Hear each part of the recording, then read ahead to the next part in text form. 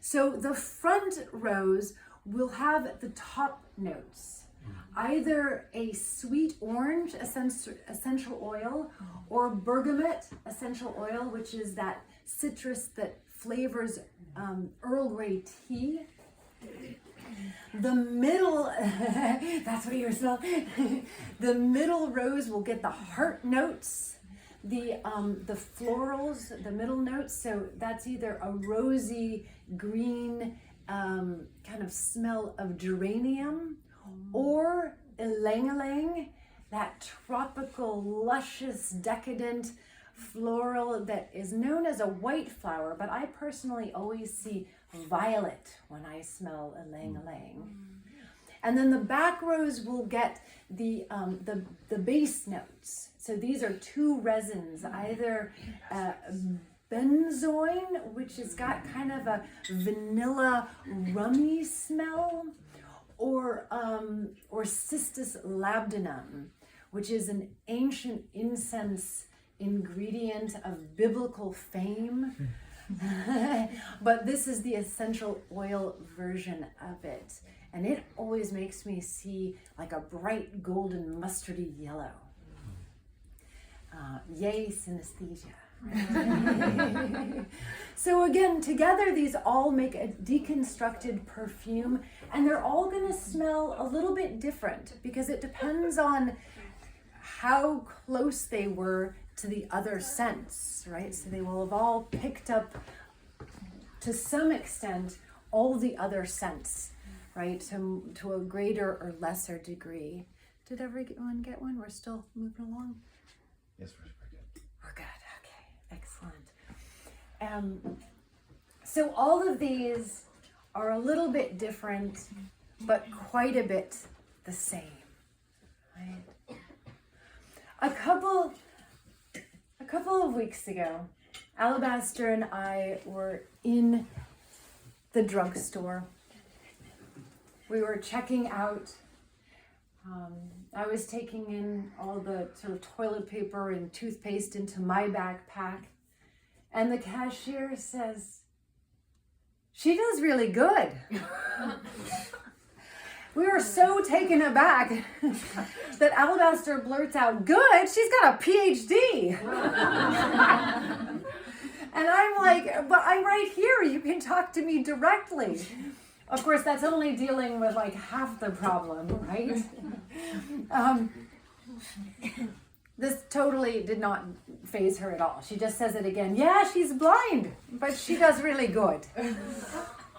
So I walk out of the store and my blood is boiling. I'm furious. I'm like, where does she get off telling me I'm mobilitating my way home, and I start to cool off a little bit, and I'm like, well, maybe she's got a point. Maybe she's got a point. I'm a blind person living in a world that was not built for me, living in an ocular-centric world, and I do okay. I do pretty good. But maybe not in the ways that she thinks.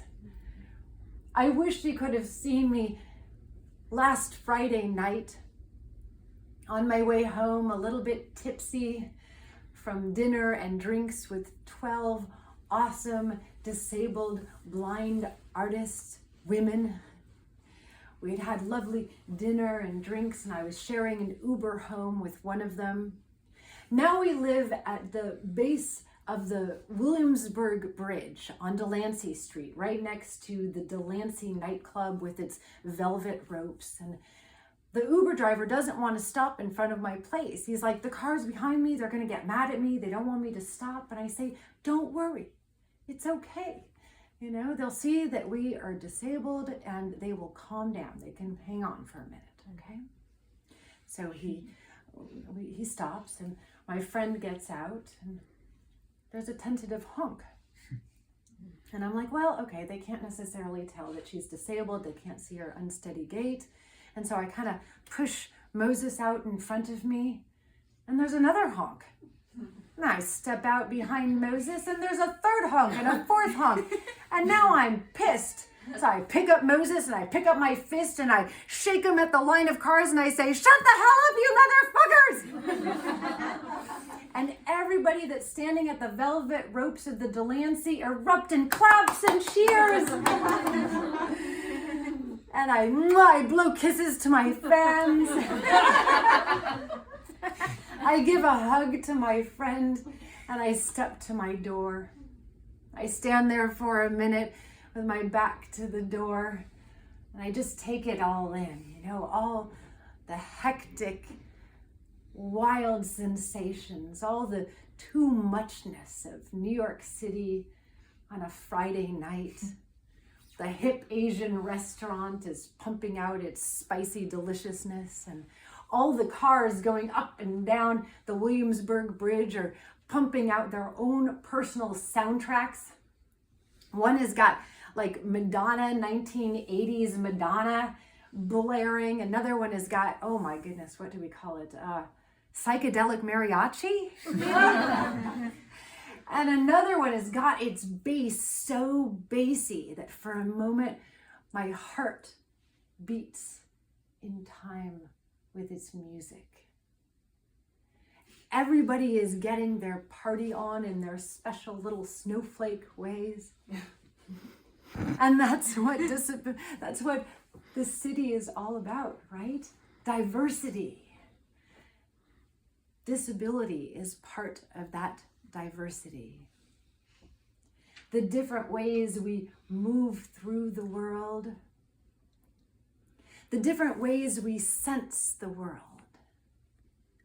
The different ways we are embodied in this world for such a short time. I'm reminded of the late, great disabled actor, performer, writer, artist, Neil Marcus. He said, "Disability is not a brave struggle or courage in the face of adversity. Disability is an art." I turn around, I put my key in the door, and I step inside. The door springs shut. The curtain falls on another spectacular day of performing blind,